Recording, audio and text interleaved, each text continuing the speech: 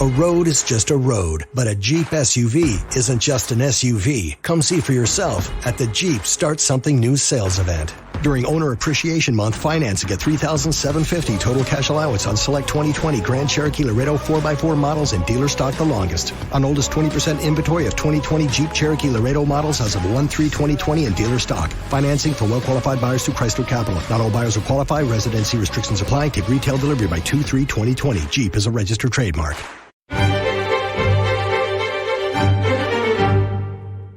Hello, and welcome to the New European Podcast. My name is Richard Porritt, and I'm joined by Jono Reid. Hello. No Steve, we can't find him. No. I'm going to try and track him down before we do Brexiteer of the Week. But Jono is a more than capable stand-in, so welcome, Jono. How are you? I'm good, thank you. How about yourself? I'm all right, thank you. For those of you who don't know, Jono is a friend of the pod, obviously, and New European website Head Honcho. Yeah. Yeah, We'll go with that. I was sort of looking at you for some kind of acknowledgement, Jono, to make sure I got that right. No, we'll go with that title. The New European the New European website, if you don't know, is mega. Is that what the kids say? Mega? Mega? What would they say? It's sick? Yeah, we can go with any of those. Wicked? I mean, a big traffic generator, I think, is how I would Ah, define yes, it that's as. right. In internal discussions. Record-breaking month last month for traffic. So More and more people are coming to the website. More and more people are buying the printed product. More and more people are listening to this podcast, which means the fight goes on. And you're going to win that award. Oh, yes. Did I mention, listener, that we've been nominated for a podcast award at the Publishers Podcast Awards in glittering London? Should be fancy. Should be fancy. I'm going to... If they let you in. Well, actually, Steve tweeted to say, I shall dust out my tux. And they said, that isn't on the dress code. Right. So I think it might be quite laid back, sort of thing. You better hope so. So better hope it's not fancy dress or something like that. Well, I always dress fancy, Well, as you can see. Yeah. As you can see. Yeah. So yes, Steve will join us for Brexiteer of the Week, hopefully. But first, we're gonna rattle through the news this week, if that's all right with you, Jono. Yeah, that's fine by me. Let's talk Labour. Yes. Yeah, I mean, it's been a consistent week for Labour with the Labour leadership contest. I mean, just when you thought maybe Lisa Nandy might fall out of the competition, she's sort of come back bigger and bolder than ever. She has. It's like Liverpool in that Champions League final. Oh, don't talk to me about football. What other comebacks can you think of? Comebacks? I'm thinking music. Oh, well, there's been a few good comebacks, hasn't there? Like, not that any I can think of. Eminem hasn't had a good comeback. No. He's got himself in trouble, hasn't he? Me, no, definitely not. I can't think of any comebacks now. No, I was going to say Steps and Spice Girls, but Steps? neither of them have been that. I can't remember that impressive. The famous Steps comeback. Well, Liam Gallagher's had a bit of a comeback. He has, yeah. I watched a very good documentary about Liam Gallagher. He's the one we like, isn't he? He's the nice one. Yeah. I once chatted to him in a pub in London. He's super polite, really nice. We like Liam. Yeah. Noel, he's a bit cranky, isn't he? Yeah. Always trying to be clever with a witty one-liner. Get on with Brexit, he was like. And then he claimed his Irish passport shortly after. Got involved with that. I think, well, this is an interesting debate, actually. Do you think it's better for musicians and rock stars and stuff just to stay out of it? Well, it's a good question. I mean, you would be more inclined, I would have thought, to support stuff like freedom of movement because you kind of need that for your job. But I mean, if you're going to be on the opposing side, then I think that there is a little bit. Rock and roll stars definitely like to just say things that are a bit. I mean, Morrissey is a great example of. And the Hughes sort of stepped into it as well, didn't they? And said, we've never been stopped from touring Europe, and then. Someone did point out before the EU they were actually stopped from. Yes, that's Europe, right. So. Yeah, I just think I don't know. I don't mind political. I think there is a place for politics in music, but I think if you've already made it. But I think if you've already made it. I mean, of course, back in the 80s, there was a big sort of anti-Thatcher Red Wedge, yeah, exactly. for which the Smiths were on. But no, I mean. There is a place for art and politics. I think, there is. But There is. You're right. But Oasis were never. Well, they weren't really they weren't a political group, were they? No. I mean, we wouldn't be shocked by Billy Bragg saying something political, exactly. Or even the Smiths were quite a political band. The Queen is dead. There's stuff, there's lots of political stuff on there with regards to Thatcher's 80s Britain. Margaret on the Guillotine is the final song on Viva Here, which is Morrissey's first album. I think if you can say your point quite elegantly, then you might be able to get away with it. But there's always pitfalls, and it's like when some of the Remain sort of focused artists signed a letter around the EU referendum and sort of said, "Oh, we back staying in." And everyone's a bit like, "So what?" Didn't really say anything. Oh, so. what have you done there? You've broken something. God, Steve's going to be furious when he comes into his very podcast passionate and start studio. throwing my arms around, and then Anyway, we're talking about Lisa Nandy, who I like. I like Lisa Nandy. She was really good on the Today Show. Today programme, even. She took on Piers Morgan as well, and when he was on another rant about Meghan Markle, and sort of said, "Well, how do you know what it's like to kind of be affected by racism?" And, Yeah, she's impressive, and I think how much are Nandy and so Nandy's on the ticket now, of course. With I think it'll be those three, won't it? Yes. I don't know what's going to make it.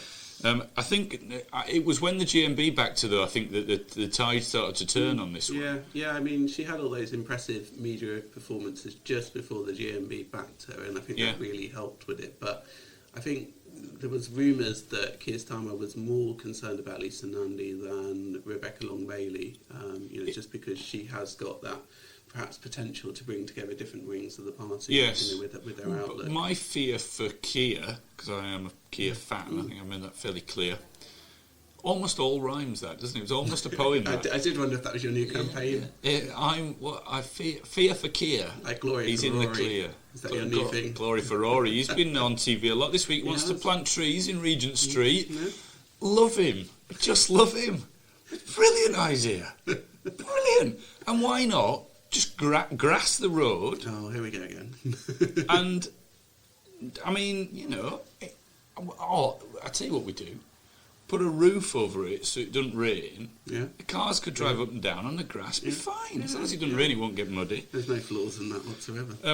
My fear for Keir is that him and Lisa might split the vote, allowing Rebecca Long-Bailey to sneak in. Well, I mean, the voting system is better with Labour's voting system, the fact that you can obviously rank them by second preference. Yeah. But, yes, I mean, it certainly seems like Lisa Nandy has the most to benefit from the hustings. And the first set of hustings, she seemed to be the sort of winner just because you expect Rebecca Long-Bailey to a certain extent to infuse the audience and Keir Starmer to kind of come out with the sort of sensible stuff. So she's the one that seems to be benefiting the most. And, of course, Jess Phillips was the one to sort of drop out this week as well. So keep, somewhat forgetting about Jess.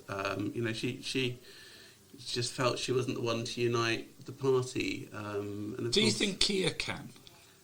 I think he can. Because I think he's been playing to the membership very much in the last few weeks. It's difficult to really know what people stand for in this part of the leadership race because they are all about manoeuvring to try and win over different factions of the party. And Jess Phillips said it herself that actually, this contest is more about what your background's about, who you are, rather than what you actually stand for. So until what we will see from certainly from Nandy and Keir, I'm not sure about Long-Bailey, but I think it would be very much of a continuation, wouldn't it, of what we've got now. But but from Keir definitely, and I would have thought from Nandy as well, we would probably actually see a softening of the sort of not radical but lefty stuff that we've had. I think they would soften if they were to win because they're playing to the whole of the nation then rather than just the Labour membership. And I think really Nandy, Thornbury and Starmer, they all sort of really come from that same sort of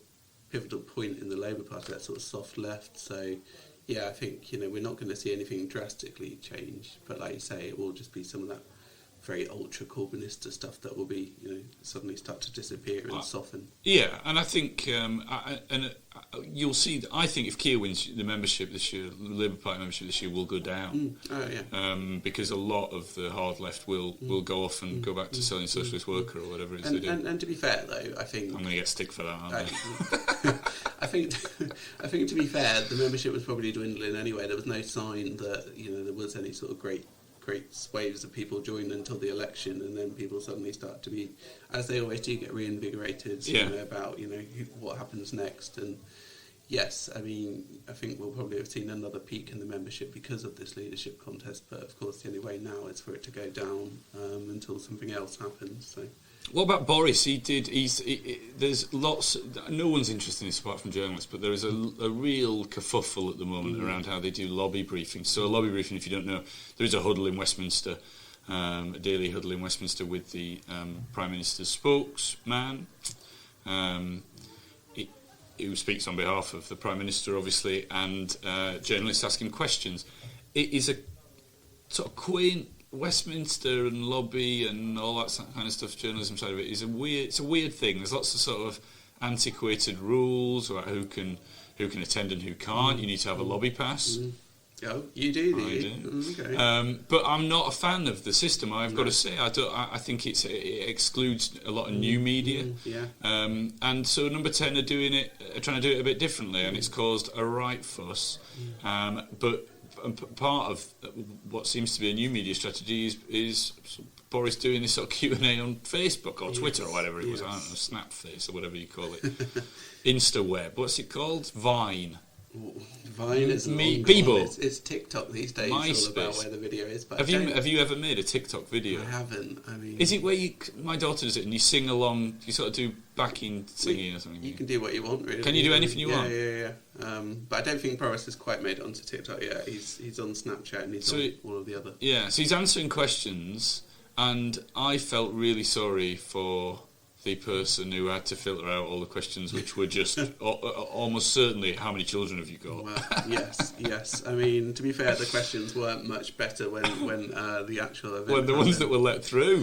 Yes, exactly. What was your favourite? Well, I mean, the one that seemed to have made the most headlines was the fact he was asked what sort of hair shampoo he Did he answer? He did, but he basically said... Basically, he said, well, I don't know what shampoo I use. It's the same stuff I use for all sorts of cleaning products, and it's blue. That's all I know, it's blue. I'm thinking... What's he cleaning a sink with his shampoo? He's just got one bottle that says cleaning on it, and he's using it for everything. Yeah, I mean, he thinks that you can clean it awfully wrong.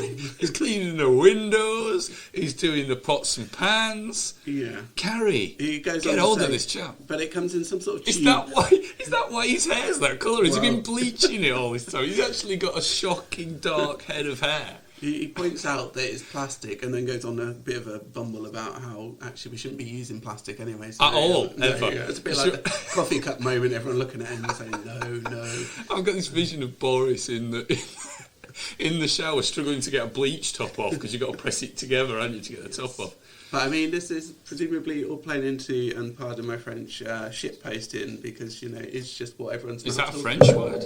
I don't know if it's French. Can you stop banging around in here? Sorry. You're like a bull in a china shop. I'm very sorry. But yeah. And they asked him what beer he drank. Did he answer that? I don't know, all kinds of beer, I'm not sure. It comes out of a tube and it's blue, that's all I know. Well, pretty much, yeah. I'm not...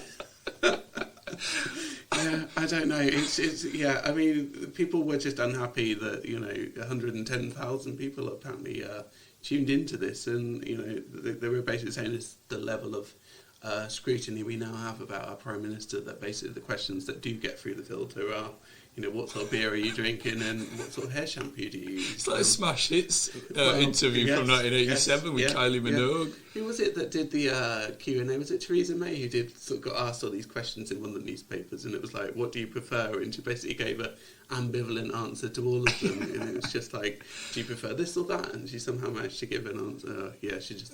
But I mean, I got told off, when I interviewed Boris, I got told off during the campaign because... I wrote this big long story about infrastructure and, the spending plans and a Boris Johnson government, all this. And then I did a separate story about how he'd said that he was made of Greggs. He loved Greggs so much. I said, when was the last time you had a Greggs?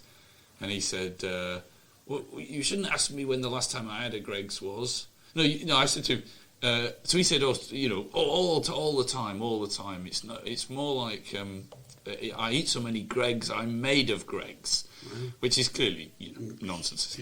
And I put that story online separately to my main one, and some people thought that was, I had this 25-minute interview with him. That was all I was filing. Yeah. People were like, In fact, do you know, Mia, God bless her, who's left the New European now, but was a friend of this pod, she said, I was surprised that you took that line.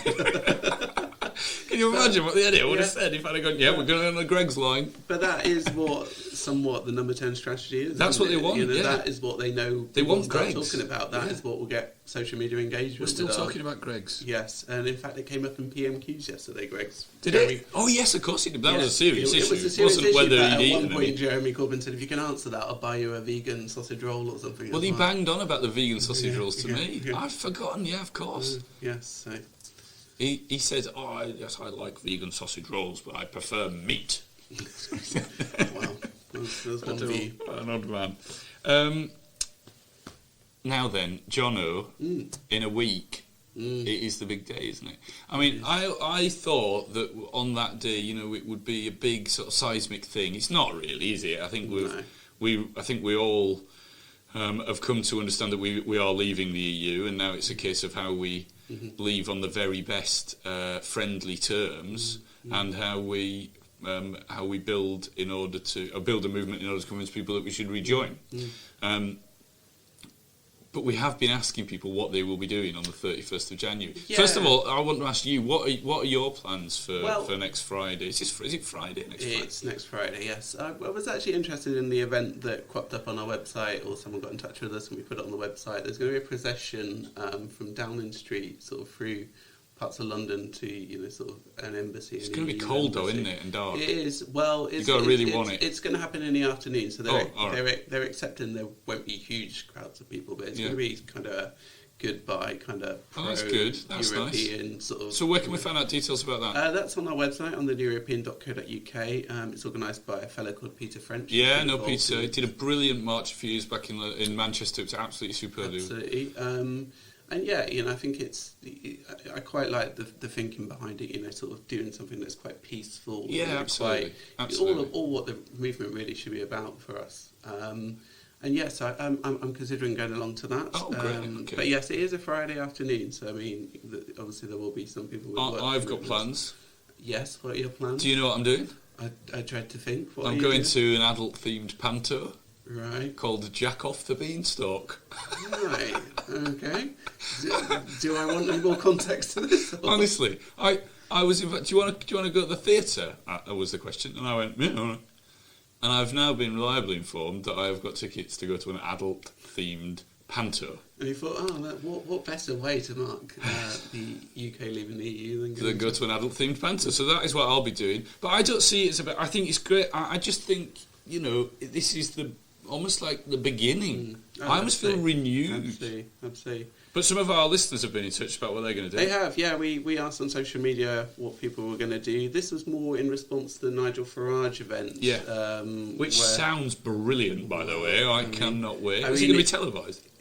Well, who knows? I dare say it'll be online somewhere. But I mean, the fact they can't get Big Ben to bong, they can't organise the fireworks, and they can't get Boris Johnson as a speaker. So Lord knows what happens if they can't organise the Leaving Party. How they're going to organise Brexit? But we'll see. So yeah, we asked readers of the website, what people were planning to do at 11 o'clock on next Friday. Yeah, there's a lot of drinking French wine going on. Yes. Now I quite like this. The common theme is that people should take kind of a relaxed view to Brexit, sort of drink and eat lots of European food. Yeah, brilliant. That's good. I like that. Yeah, exactly. Celebrate the best of Europe. I'll be doing that. And I'm going to eat a baguette while I'm watching Jack Off the Beanstalk. I'm going to have a big baguette and a glass of Merlot. Well, your event sounds probably weirdly more civilised than some of the Brexiteers' plans, but yeah. Celebrating the best of Europe and just really letting people get on with what they want to do on the 31st of January, and then kind of look into what happens next.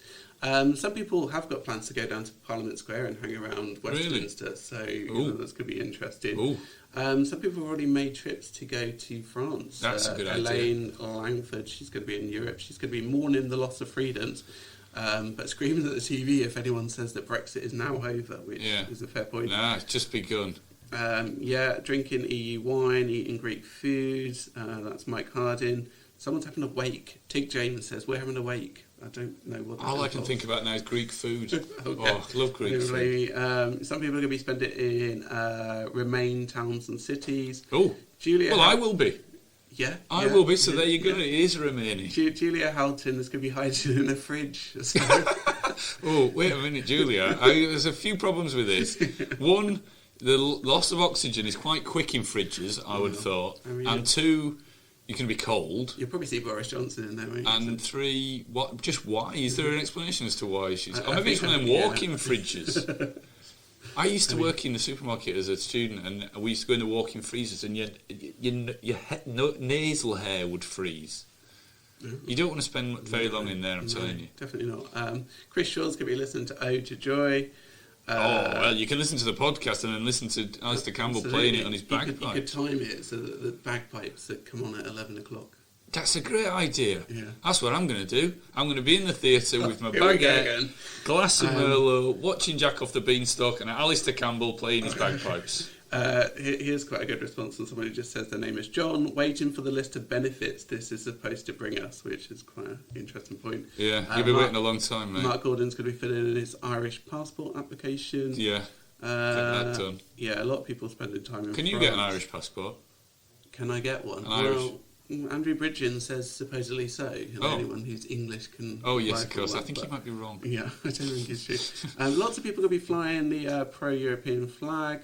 Someone who just gives their name is Doris Bonson says they're going to be at Bollocks to Brexit party. There's a common theme of food and drink. My favourite one perhaps is Barry Pearce, who says, drinking red wine with my wife, watching Naked Attraction. Another way of seeing dicks being talked about on the TV. Oh, Naked Attraction is that is a weird show, isn't it? It is. That is as weird as Brexit itself. Yeah, Jono, thank you very much. Thank you. We will speak to you again very soon, I'm sure. And next, we'll speak to Steve Anglesey. From true crime to football, Brexit to folklore. For more great podcasts from Archant, head to audioboom.com/channel/Archant.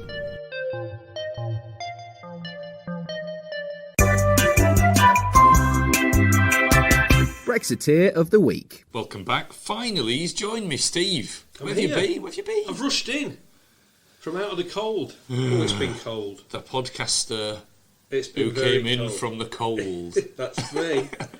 Shall we talk about some Brexiteers of the week? Yes, I think we should definitely First do of all, that. should we talk about the print edition of the New European? Yes. Available in all good shops, £3. Donald Trump on the cover. Yep. Why he's going to win again. Yes. That's cheery, isn't it? Yeah. It's you know. Do you remember the morning after? I honestly thought, I was just like, this cannot be actually real. I remember driving. It was not good. Into this office. Just driving and going, they can't let this happen. They can't let this happen. Yes. It was not a good time. It's as I mentioned on this podcast before. It was the day after the sad death of my poor old dad. That's taken the mood down, hasn't it? That's rather. My brothers and I, we went to bed on the previous day, going, well, at least we're going to see Hillary beat up on Donald Trump tonight, and the mood did not improve. So it was, I felt like I had a hangover and I dropped a drink. Well, I did have a hangover, and I had more than a drop to drink for obvious reasons. Yeah. But good timing by my dad, because he's missed all of it. Yeah. Well, he saw Brexit. Yeah, well, he did, yeah. Well, he saw the vote, at least. But it hasn't been as bad as it could have been, has it, Trump's first term? It could have been worse. Well, it could, yeah. We could have all been dead in a fiery apocalypse. I think probably what we've seen is, and I think that this, the design of government is so often frustrating in this country. Things like first past the post, etc., etc., etc. But they do. I'm not convinced that there's a better mechanism to frustrate the rise of extremism than the American political system. But in America, I think the system. Trump has been frustrated. He's not really done a great deal, has he? Now, when you've got a good president, that is bad news as well. But I think when you've got a potentially loopy president. Well, he did, It has hamstrung his administration to some extent. But he didn't manage to get anything done, even when they controlled both of the branches of Congress. I think there is. I'm no expert in American politics, but there is definitely or mass British politics, or indeed anything, frankly. There is huge incompetence in the White House. There is. It starts at Donald Trump, but it continues downwards. There is, yeah. I mean, this new book, which has been serialised in the Washington Post, which I've not really delved into, he sort of, I mean, some of the stuff is staggering, isn't it? He sort of, he forgot why he was at Pearl Harbor. I think he thought he was just on a nice tour of Hawaii. Well, this is nice. I get one of those shirts later on. Anyway, Donald Trump's on the front. So he's on the front. Inside, I've written about my old boss, Piers Morgan. Oh, yeah. I've not written about him well, he spends a lot of time talking about vegan sausage rolls, doesn't he? When he's not doing that, he's talking about Meghan Markle. And when he's not doing that, he's saying that Lawrence Foxkins, as I'm calling him, is brilliant. But he's also started telling Remainers to shut up, hasn't he? He says that all Remainers should shut up now. And I am talking about 2 occasions when Piers Morgan did not shut up, which was about the war on Iraq and about gun control. And he was right when he not refused to shut up at great personal cost, and he was right not to shut up. You see, the thing with Piers and we're right not to shut up. Absolutely. So, the thing with Piers is, I'm sure, and you know him, I don't. And have worked. I've never worked with him, and you certainly have. But I've seen him. I wouldn't say I know him. No. Well, in that case, I know loads of people. That's right. Yeah, Scarlett Johansson. I like Scarlett. Yeah. She's a lovely woman. But you worked in the Piers administration. Yes, I did work in the Piers. So you were aware of how he works, and he was a conviction journalist. Yes, well, he avoided convictions. He lost a heck of a lot of readers for the Daily Mirror. He did, yes. But it was the right stance. I've written about that as well. It was the right stance, And there was some brilliant. That was a gold period of tabloid journalism for the Mirror. It was a some magnificent brilliant front pages. The front page, I had it. I was a student at the time, and I had it on my fridge. Him, Blair and Bush kissing at Valentine's Day. Yeah, brilliant. Great. And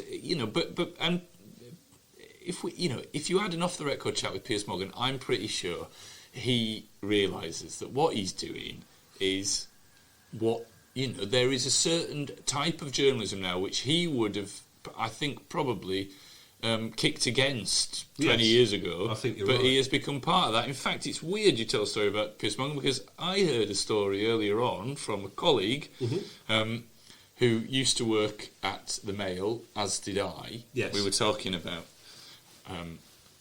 our time at the Mail, and she told me a story of a party that she was at where Martin Clark, head honcho at Mail Online, who did say if he ever saw me again he would kill me.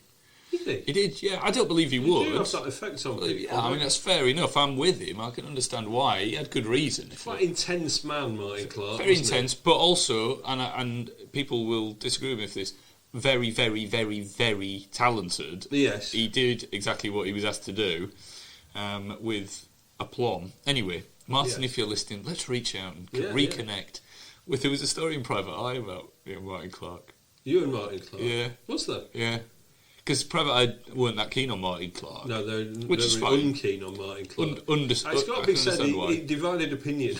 Definitely divides opinion. He did divide opinion. Yeah. He still does. But Martin was, these were the words of my colleague, chasing around after Piers, bringing him drinks and food all night.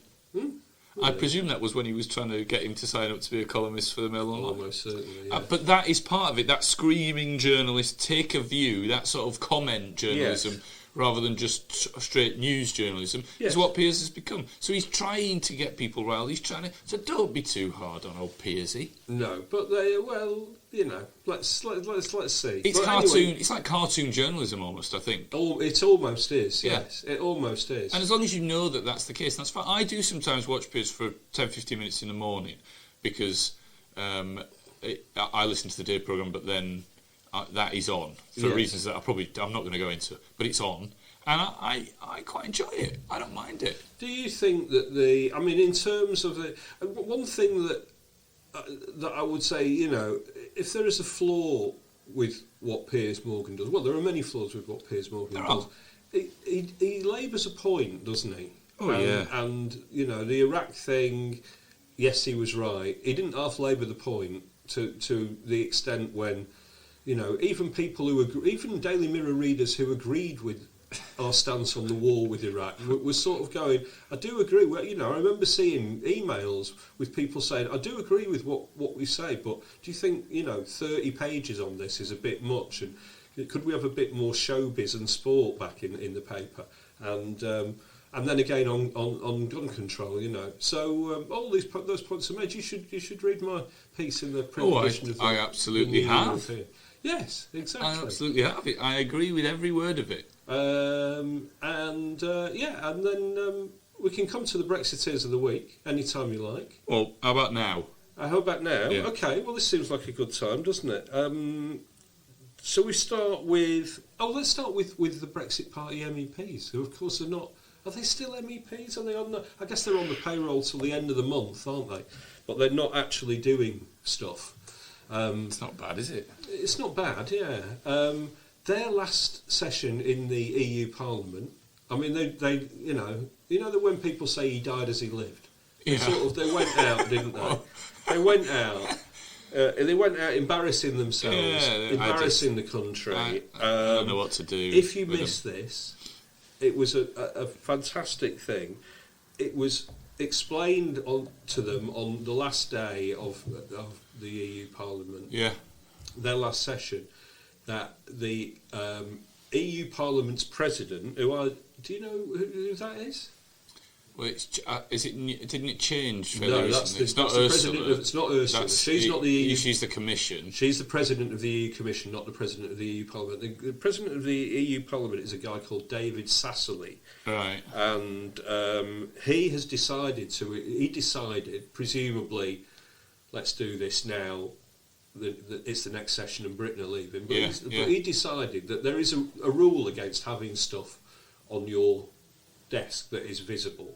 And it's not been enforced, and the Brexit Party and other MEPs like to have a Union Jack on, and some other countries have got national flags. Yeah. Anyway, it's against the rules, and it was decided by him or by whoever makes up these things. Right. The equivalent of the... It's a bit like the speaker, is it? It's the equivalent of the person who said... Exactly, the equivalent of the person who said, we can't possibly put the floor back in to ring the bell on January the 31st. So somebody went, let's enforce this rule now. Now they're going, and they won't bother. So they said, we're going to enforce the rule starting from today. Yeah, fine. And I'm happy. I'm fine with it. I'm not outraged at all. And there was outrage among the Brexit Party MEPs Why?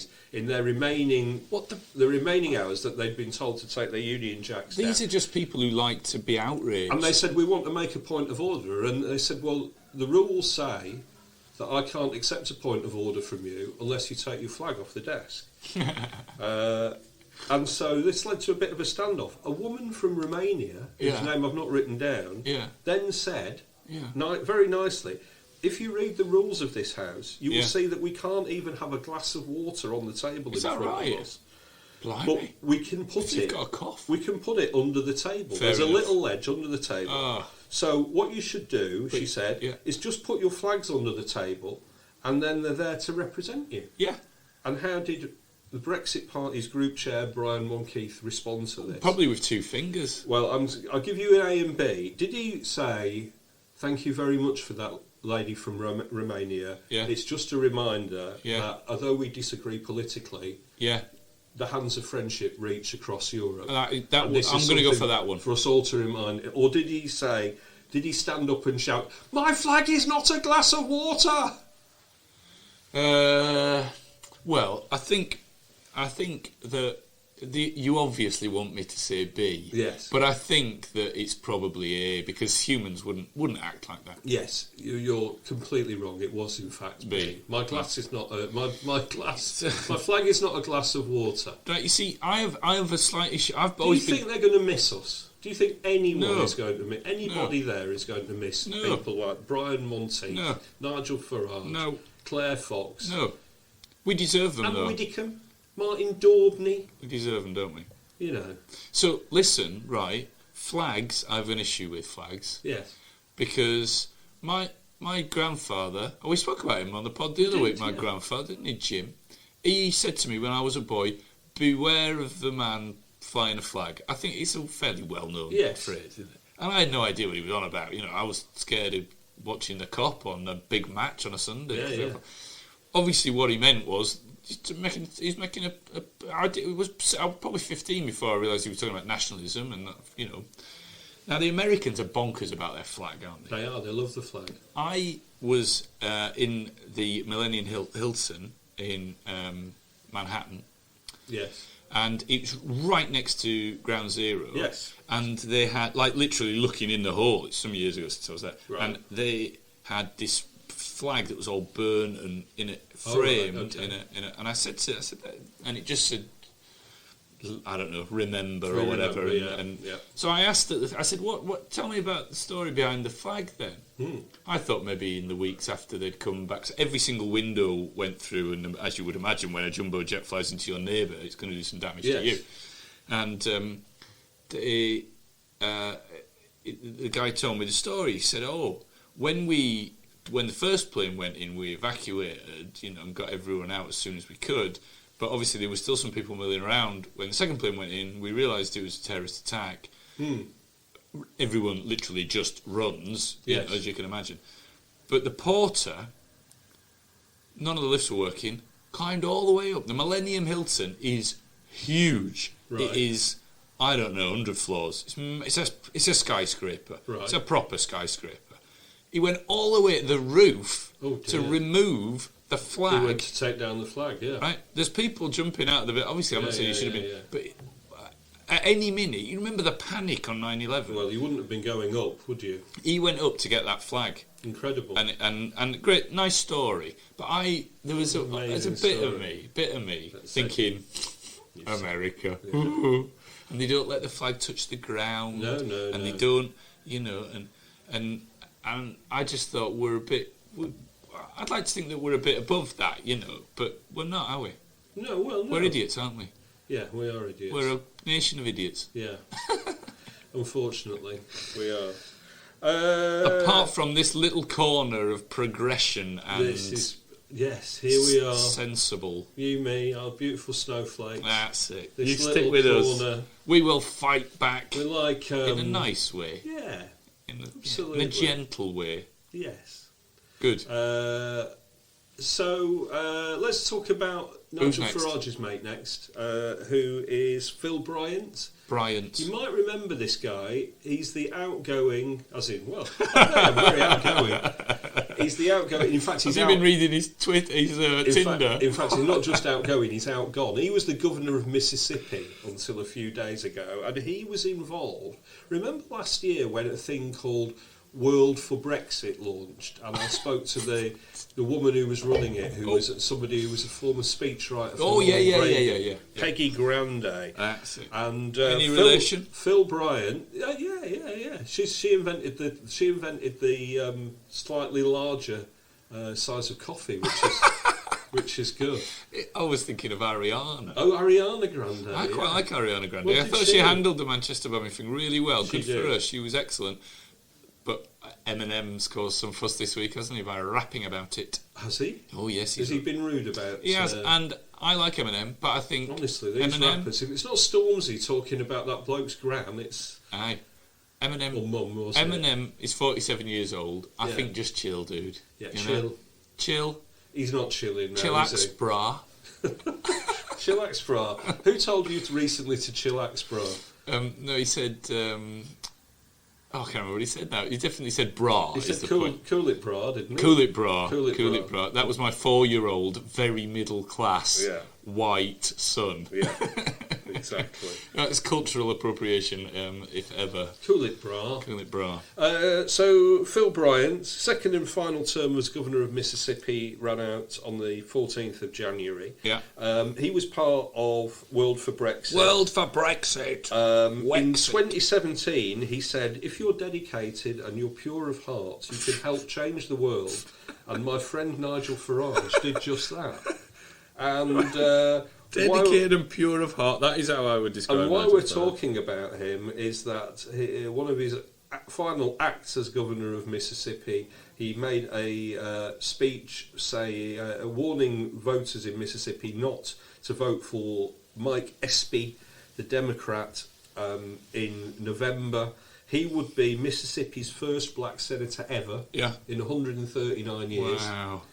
And Phil Bryant said, if you vote for Mike Espy, we will take a first step into 1,000 years of darkness. What? Which is, but, idiot. Carefully chosen words there, I would say. What an idiot. With friends like those, etc., etc. Yes.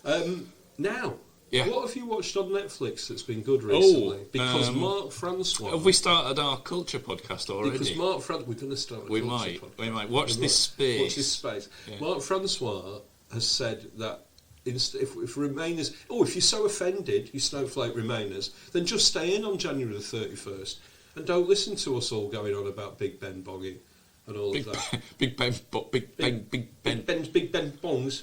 The title of the podcast last week was Big Ben Bing Bong Bing Pong, and there was no reason for that. I just really liked saying it, and I kept saying it over and over again, and then I started singing it. Boris Johnson liked the sound of saying bunga bob for Big Ben's bong. For Big Ben's bong. It is fun. And then people did, and then he went, I didn't mean that. I just liked saying it. And Matt Hancock loyally went, I love the sound of a bob for Big Ben's bong. And then they went, no, Matt, we don't actually want them to do. Oh no, what I meant was Hancock. I didn't like the sound of. Yeah, she really is craven. Big Ben. Well, I thought there was a bit of back and forth, so you could call it a ping pong. Yeah. I've got my new varifocals, and you keep coming in and out of focus. Oh, that's good. And Big Ben ping pong, Big Bong, Big Bang, Big Ben's Big Bing Bong ping pong. I just liked saying it. So it just sounds good. Just went for it. So what will you be? Netflix. What could the listeners watch on Netflix? Talking about my children again. Over Christmas, I asked my daughter what she was doing between Christmas and New Year, and she said Netflix and chill. Netflix and chill. She's 12.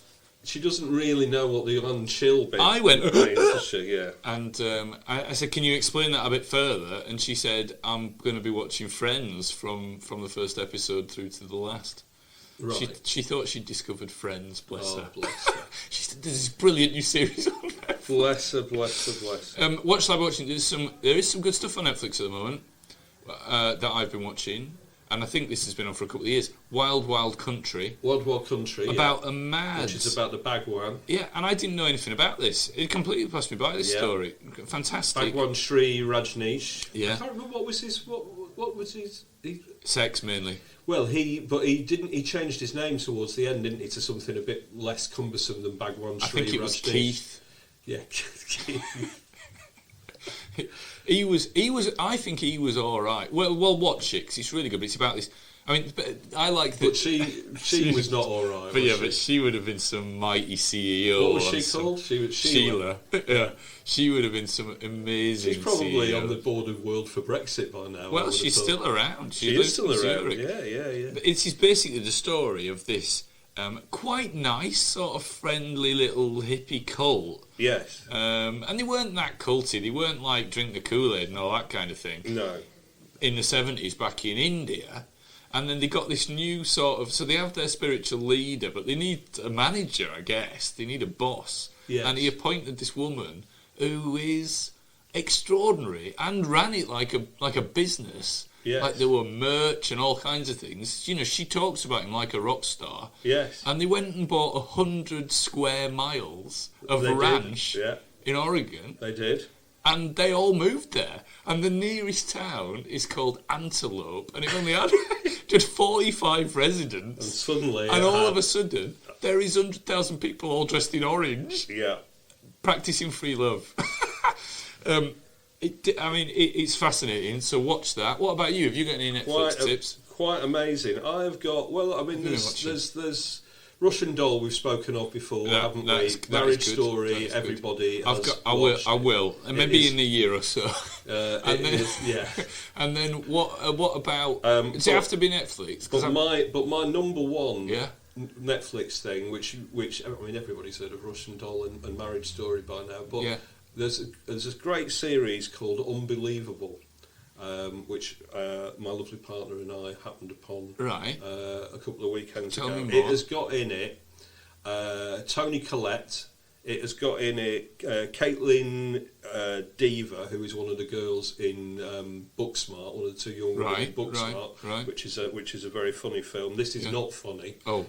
This is about the botched hunt for a serial rapist. And it's got in it a woman called Merritt Weaver, whose work I have been unaware of, but who's a really superb actress. She's also in a Netflix thing called Godless, which is a bit like Deadwood. It's a western, and it's called Unbelievable. It's a fantastic series. I'll check that out. Is that based on true events? It's based on true events, and it has got the most amazing 3 central performances in it. Not on Netflix, but still streaming. I am really enjoying the Roger Ailes thing. Oh yeah, Bombshell. No, that's the film. Sorry. Yes, and I haven't seen that. That very much focuses, I think, on the sexual abuse. Yes. The series is about how he is a monster in a wider sense. And is that the one with John Lithgow in it, or is no? That that's Bombshell? the film. The film. John Lithgow is Roger. So Roger Ailes was the head of Fox News, and is.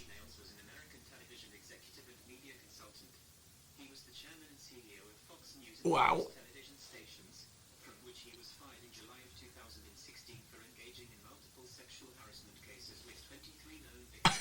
Well, there you go. We know Roger Ailes because Siri has told us just because I mentioned his name. Yeah, pack it in now, Siri. Honestly, do you want to do your own podcast? So did Siri just say yes? Yes. Roger Ailes was the head of Fox News. Did a lot of bad things. Shut up. Did a lot of bad things, and there's a lot of political intrigue as well because he was basically working with, and there's a lot of stuff about the rise of Trump and all that.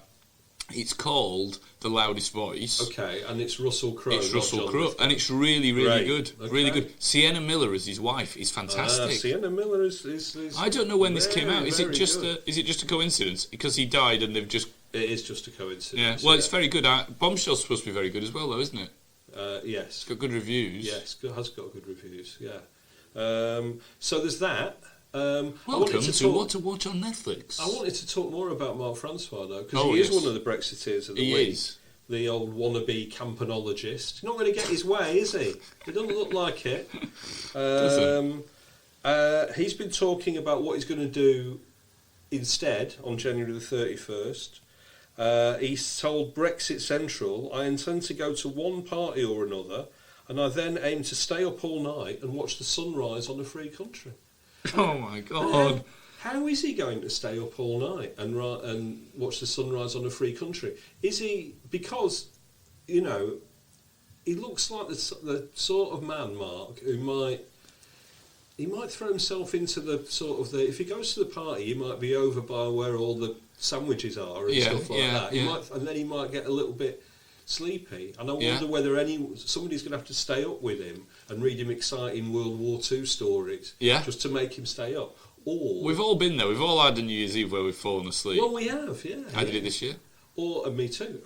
Or maybe he will be so hopped up on Brexiteer that he'll be there. Would he be having a massive pinger, or would it be a massive ponga? Stripped to the waist, a massive binger, a massive ponga.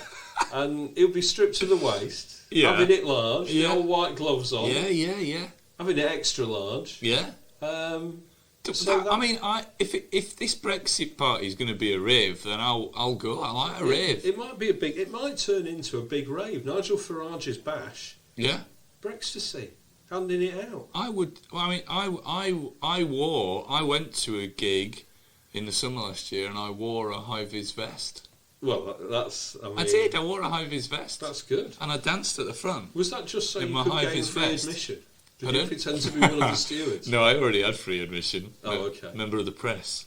Member of the press. In a high-vis vest. Richard Porritt. Funnily though, I was at the front, enjoying myself, throwing some ships, I think is what young people call it. Yes. In my high-vis vest, like it was 1988. Not a care in the world, and I looked next to me, and one of our colleagues from upstairs was stood looking at me aghast. Aghast and agog. So, fashion tips, Netflix tips and fashion tips, if you listen to this podcast. Yeah, that's right. Our fashion podcast will be launching soon as well. Yeah. Go on. We could do fashion, definitely. Yes. Because look at you. Well, look at me. And look at me. I know, we look beautiful looking men. We are. But the Brexiteers of the week... Yeah. The Brexiteers of the week... There's more than one of them. They are... Oh, wow. They are the bongers, the bonkers bongers... Yeah. Who have been writing into the nation's Brexit-loving newspapers... Brilliant. I knew you'd be collecting these. ...to tell people, if they can't listen to the sweet sounds of Big Bell... Yeah. Big Bell? Iconic Big Bell. And there's some Freudian weird slip going on there. The Great Ben. Big Bell, the Great Ben. If they can't listen to the iconic sounds of Big Ben... Yeah. These are what they're going to be doing instead. Now, and we did talk about one last week, but I'm going to read it again. Graham Hoyle wrote to the Daily Telegraph. Yeah. Perhaps artillery should be mounted on the cliffs of Dover. In a nod to the referendum result, the first 11 shots should be fired by proud leavers, starting with Nigel Farage, and the final 10 shots should be fired by notable Remainers, like Tony Blair, all now keen to demonstrate a belated acknowledgement of the outcome. So I'm suggesting that's not going to happen. Which of these ideas do you think is the best, though? Right, go on. If you had to choose one. So Mike Quinn, he wrote to the Mail, Quinny. Wait a minute, didn't he used to play for Newcastle and he did. Coventry? So many goals. Mike Quinn, he wrote, I suggest a fly path. I suggest a fly path. I suggest a fly path. Is that what he said? I suggest a fly past by the Red Arrows the length of the UK. Although starting at the Scottish border, right, so not to upset Remainers in the Highlands. So not the length of the UK, though. Mike Quinn in the Mail. Also, all of Scotland is not the Highlands. Does he think it's like part of Scotland is the Highlands? Yet beyond Newcastle, it's like the Highlander. Mike Quinn in the UK whole kilt wearing, haggis munching in the Daily Mail. All right, yes.